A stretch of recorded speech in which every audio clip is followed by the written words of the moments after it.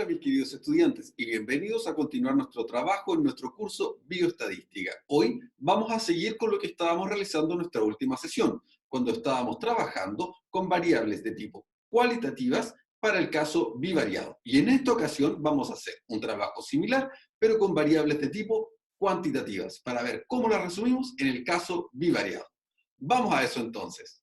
Las variables que son de tipo cuantitativas, usted lo sabe, pueden ser discretas o pueden ser continuas, dependiendo de si incluyen decimales básicamente o si no incluyen decimales. Y lo que tenemos aquí es una pequeña tabla en donde tenemos dos variables, una es los ingresos de una persona, a la que hemos llamado la variable X, y el otro es su capacidad de ahorro respecto de esos ingresos, donde la hemos llamado la variable Y.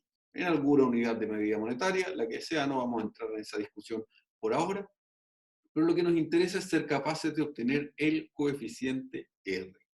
¿Se acuerda lo que era el coeficiente R? El coeficiente R de correlación de Pearson. Era un número que se mueve entre -1 y 1, donde 0 indica que no existe relación con las variables y los valores cercanos a -1 o 1 indica que sí existe correlación entre las variables, siendo en el caso positivo una correlación directa y en el caso negativo una correlación inversa. Es decir, en el primer caso, cuando es directa, si una variable aumenta, la otra también, y cuando es inversa, si una variable aumenta, la otra disminuye. Eso es lo que necesitamos ser capaces de revisar acá. La primera pregunta para nosotros es, ¿existe correlación? Y luego, ¿qué tipo de correlación? Y la vamos a observar además. Entonces, para ello, vamos a ir a el menú que habíamos trabajado antes. No sé si recuerda este menú, que es en el menú Data o el menú Datos para ustedes, donde dice Análisis de datos. ¿Se acuerda? Es el menú que usamos en nuestra clase anterior. Y en el análisis de datos, nosotros vamos a ir a el análisis de correlación. ¿Sí? Seleccionamos entonces la correlación y pedimos cuál es el rango de entrada.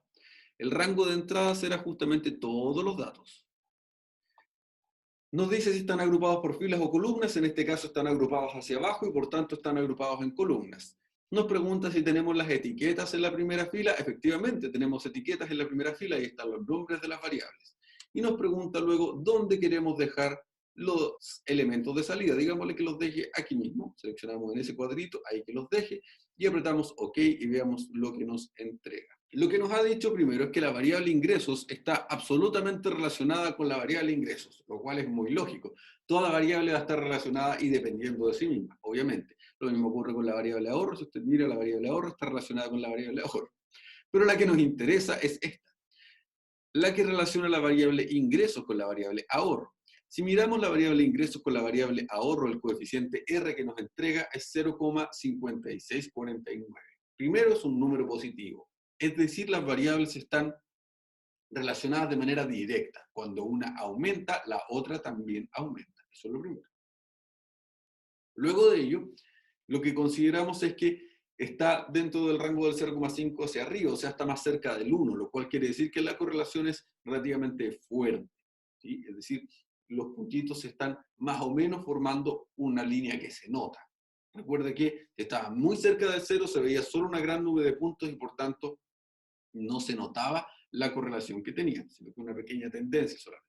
Ahora estos números por sí solos no están aportando mucho, así que vamos de nuevo al menú Datos, al análisis de datos, y en el análisis de datos, en esta ocasión, seleccionemos regresión. Si seleccionamos regresión, nos va a pedir cuáles son los valores de la variable Y. Los tenemos clasificados, ahí está la variable Y. ¿Cuáles son los valores de la variable X? Los de la variable X los tenemos ahí. Nos preguntan si tiene etiquetas. Sí. Nuestro nivel de confianza, 95% siempre. Y nos pregunta dónde lo vamos a dejar y le vamos a decir que lo dejemos ahí. ¿Listo? Además nos dice que si queremos el gráfico, por ahí está, algunos gráficos, perfecto. Y apretamos OK y veamos qué es lo que obtenemos. Y aquí sí que tenemos un gran resumen con muchísimas cosas que conversar.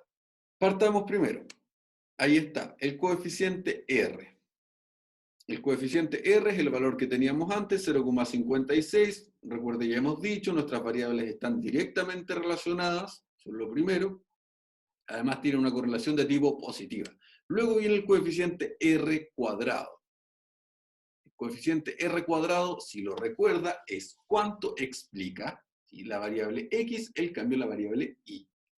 Entonces, ¿cuánto explica nuestra variable X a la variable Y? ¿Cuánto explica la cantidad que percibe una persona respecto de su capacidad de ahorro para estos datos?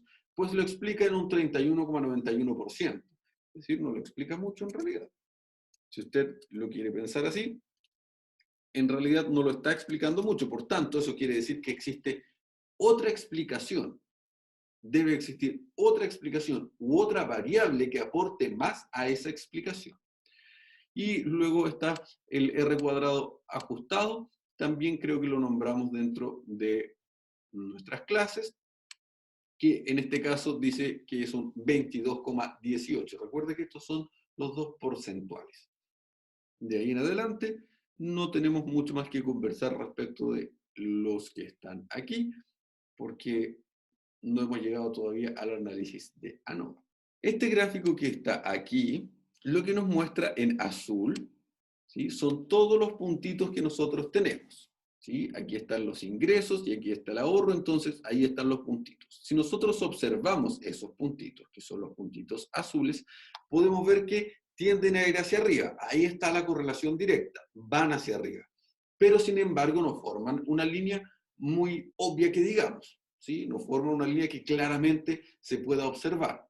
Ahí está el hecho de que no son una correlación tan fuerte. Eso es porque no está tan cerca del 1 en este caso. Así que ahí está, y por tanto nosotros podríamos trazar alguna línea más o menos que reuniera todos los puntitos lo más cerca posible. Y esa línea que reuniera todos los puntitos lo más cerca posible, esta es la línea de tendencia principal. Esa es la línea que está lo más cerca posible de todos los puntos al mismo tiempo. Eso es lo que nosotros en estadística llamamos una línea de tendencia. Esa línea, que se puede calcular, pero su cálculo es un tanto complicado de hacer a mano, pero tenemos la gracia de trabajar con programas estadísticos, nos está mostrando claramente que van hacia arriba nuestros puntos. Entonces van hacia arriba, ¿sí?, y ahí están relativamente cerca de todos esos puntos azules, es la que resume a esos puntos azules. ¿Y por qué es importante esta línea? Porque esta línea, que se llama línea de tendencia, lo que nos ayuda es a predecir otros puntos. Porque con esta línea de tendencia, lo que nosotros hemos hecho es, a contar de los azulitos que tenemos, establecimos cuáles serían los reales si es que fuera esta línea, que son los naranjos que están ahí. ¿Ve? Para ese puntito, que ese es el dato que nosotros obtuvimos, podríamos tener ese, y así para ir sobre la línea. Pero también podríamos poner puntitos que no existen. Por ejemplo, este punto está a esta altura y luego está para este punto, pero no tenemos ninguno en medio. Sin embargo, en medio podríamos establecer un punto gracias a esta línea de tendencia. Más aún podríamos llegar más allá. Y eso es justamente lo que se hace con los datos que se tienen. Con los datos que se tienen, nosotros podemos obtener datos que no tenemos y hacer predicciones con mayor o con menor calidad para valores que no se tienen. Y eso es muy importante porque es uno de los objetivos finales de la estadística, usar los datos que tenemos para predecir elementos hacia el futuro o hacia adelante. Y bien, mis queridos estudiantes, con eso entonces es que terminamos toda la porción de estadística descriptiva en el caso bivariado cuando ambas variables son de tipo cuantitativos. Con eso entonces, además cerramos nuestro trabajo de estadística descriptiva y ya estamos a puertas de seguir hacia nuestro siguiente contenido, la estadística inferencial. Por ahora, eso es todo lo que debíamos hacer y nos encontramos en nuestra próxima sesión. Que estén muy bien, chao, chao.